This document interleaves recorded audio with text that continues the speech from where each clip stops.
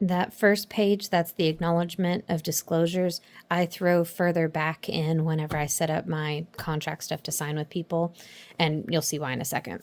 But I say, all right, can you confirm the spelling of your name? You are purchasing this property. That's your legal description. Fun fact. You're purchasing it for $137,000 with $500 earnest money held at sovereign title. If we have not discussed the closing company yet, then I will ask them if they have a preferred closing company, and if not, do I have their permission to choose one? Closing to be held on or before this day. We can close earlier than this, but this is kind of our target day. Normally it's 45 days. In this case, the person actually had me write in less than 45 days. And then closing to be held at sovereign title. These are the things that if they're already on the property, they're going to stay with the property, normally blinds and things of that nature, mailboxes. I also put the refrigerator on here because that is not included. All the other appliances are, but the fridge is optional, so I wrote it in here. This time period specified in the contract, that is day 0 of our inspection period, which I put for a few days from now. And we have a 15-day inspection period to get any inspections done that we need. These are all the different types of inspections that you can do over here as well, but most of my clients just get a home inspection and a termite inspection. The termite inspection is required by your lender. Home inspection is optional, but do it.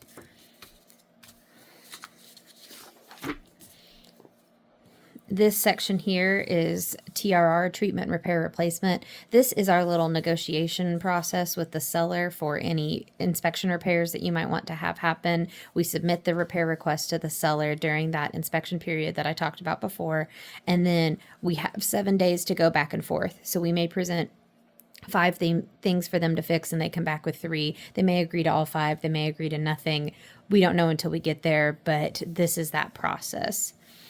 You have the right to cancel the contract at several different stages in the process if it doesn't appraise for what we need it to and we can't make some sort of term work out. If you can't agree to inspection repairs, if the home inspection comes back absolutely horrendous and you don't even want to discuss repairs, there's a bunch of different provisions in the contract that allow you to get your earnest money back.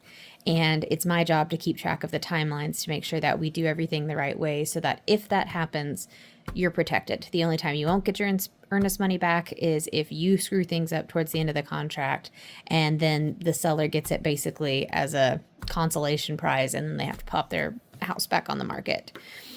This final walkthrough is something we'll do right before closing, and that just allows you to lay eyes on the property right before you close, and you have to sign something at closing that says that you accept the property in its current condition, no matter what, and anything that happens after that is on you, not the seller. So that's the purpose of the final walkthrough.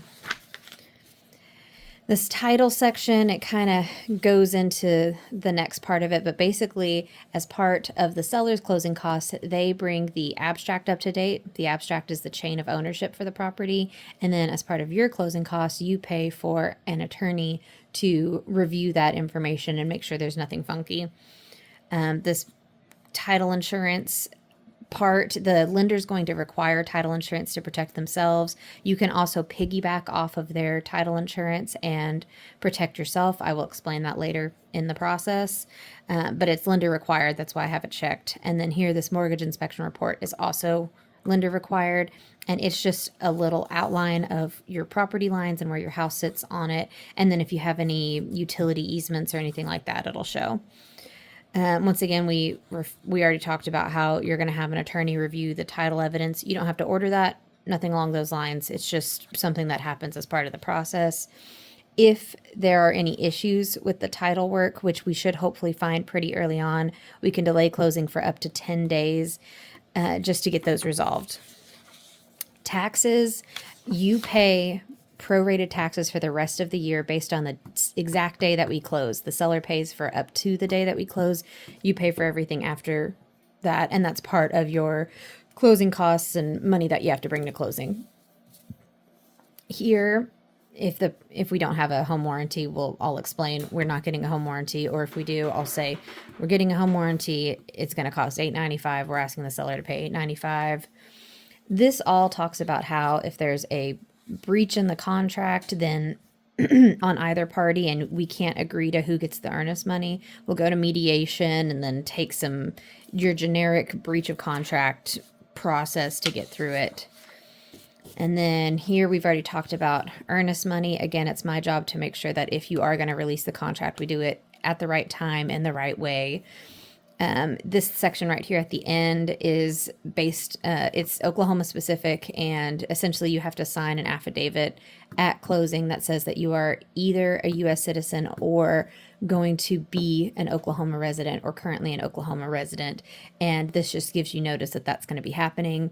And then this says that the offer will terminate on this day at this time. And then I need you to sign here, initial all the pages, and then initial this last page, and it just has my license information. Boop. This is talking about how I get paid, and I'm asking the seller to pay 2.5% commission, which aligns with the commission that we have on your buyer broker agreement, or we'll have the amendment thing to fix it, blah, blah, blah. Supplement's not applicable. Where is my VA loan stuff? Well, I'm missing a VA loan section. Okay.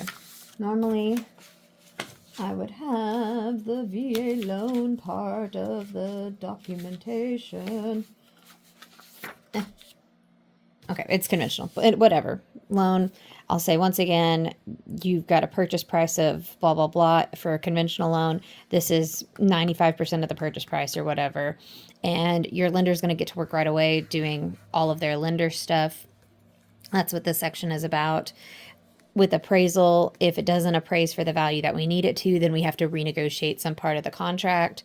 And then this additional provisions is where we talk about your closing costs that you're getting covered by the seller. I think that's it on the conventional loan page, but VA loan, all of them are similar. And then, yeah, sign, sign, sign. Bloop, bloop, bloop. Property condition disclosure. This is what the seller filled out to do all of the things that they know about the property, what's working, not included, etc. I usually tell people to focus mostly on these two columns, which is the not working and don't know if working, but you are allowed to read every single line and know exactly what you're getting into. Feel free to do that. Bloop, bloop, bloop. And then in these yes, no sections, I focus mostly on the yeses, and then I look at the age of the roof. Boop. And if there's anything like that, this one, there's a well on the property. If there's anything alarming, we look at it, but usually it's not alarming. And then read this, sign there, sign there, just saying that A, I don't know any of this, and B, the seller filled it out to the best of their knowledge. Boop. And then if there's lead-based paint, I think there was lead-based paint in this contract. Anyway, I will explain lead-based paint. The seller has no knowledge of lead-based paint, no reports. I need you to initial, and check that you have the right to get it tested. And then I say, all right, and this page just says that you just read those two disclosures. This says you read the property condition disclosure. This says you read the lead-based paint disclosure. If you could print, sign, date, and then, of course, if it's in-house, I explain the in-house part. Square footage disclosure just says that the listing agent is quoting the tax assessor square footage of this amount. I think that this house actually has a higher square footage, but that's what they say. Oh, and you have the right to measure it. Initial that.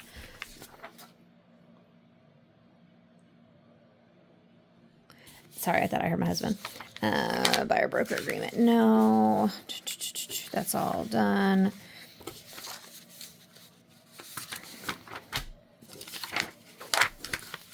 These are some of the things that we'll go through in the next parts of the process, assuming we go under contract. Home inspection, we need to get this done right away. Once we lock it down with some earnest money, we need to get on looking at inspectors. I will provide you with a list of inspectors, and you can choose whoever you want to use. You don't even have to choose from my list, but I will highlight the ones that my buyers tend to have positive experiences with. That is the only thing that you personally have to order, or you have to at least tell me what inspector you want, and then I can order it. But from there, the lender will order your appraisal, and that's essentially the lender's inspector, and they determine what the value of the house is and if there's any repairs that need to be made for the loan to fund. Your lender will also get working on the loan approval. And once again, the seller brings the abstract up to date. That's that chain of ownership. And then as part of your closing costs, you pay an attorney to review that information. The lender orders that. You don't have to order that. And we've already gone over how earnest money gets distributed. Sign.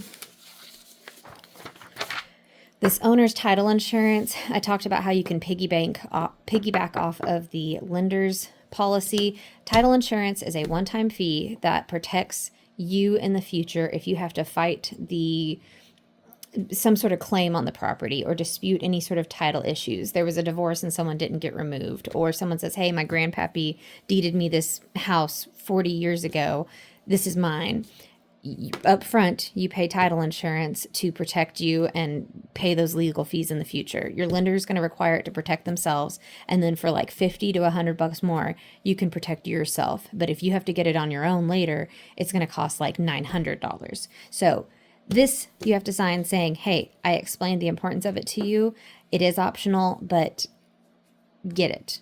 Don't not get it. And I feel like I'm missing a page, but that's the basic process of what I explained.